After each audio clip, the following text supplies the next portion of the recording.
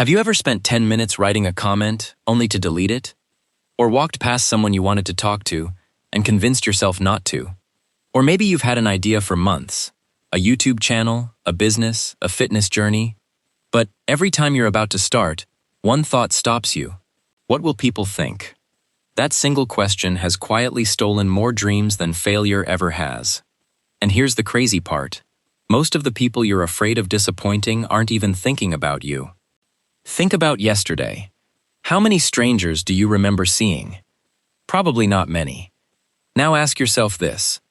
Why do you assume everyone remembers every awkward thing you've ever done? Your brain has been lying to you. Imagine you're walking into a room wearing a shirt that feels just a little too bright.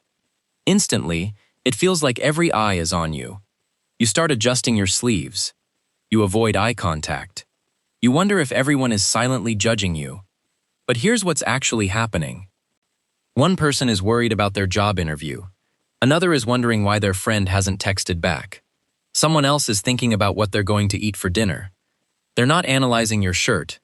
They're busy living inside their own heads. Psychologists call this the spotlight effect. It's our tendency to believe that other people notice us far more than they actually do. In one famous experiment, researchers asked participants to wear an embarrassing t-shirt into a room full of strangers. The participants thought almost everyone noticed. In reality, only a small fraction actually did. Your brain doesn't just overestimate how much people notice you. It exaggerates how much they care. But why? Because thousands of years ago, being rejected by your tribe wasn't just embarrassing.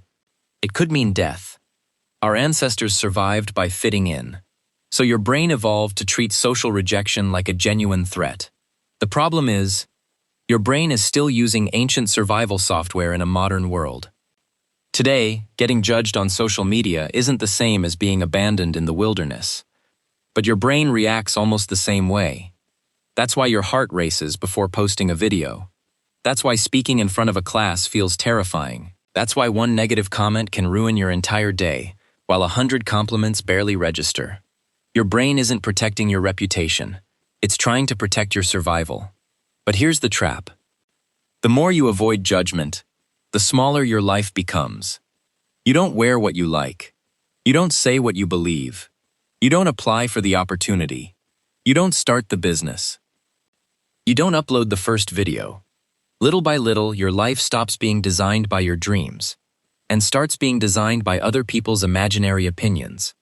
Now let me ask you something. Think about the people you admire, the entrepreneur, the athlete, the artist, the creator. Do you think everyone supported them? Of course not. Every successful person has been criticized, not because they failed, but because they dared to be visible. If nobody disagrees with you, there's a good chance you're playing too small. So how do you escape this? Start with something simple. Every day, do one small thing that makes you slightly uncomfortable. Ask the question. Share the idea. Wear the outfit. Post the video. Not because you're fearless, but because your brain learns through evidence. Every time nothing terrible happens, it updates its prediction. Slowly, what once felt terrifying becomes ordinary. And then something incredible happens. You stop asking, "What if they judge me?" And you start asking, "What am I missing by staying invisible?" That question changes everything, because at the end of your life, you won't regret the opinions people had about you. You'll regret the version of yourself you never allowed the world to meet. The truth is, people will judge you if you fail.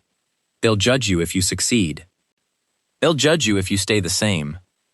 So if judgment is unavoidable, why not build a life that's worth being judged for? Because freedom doesn't begin when people stop talking about you.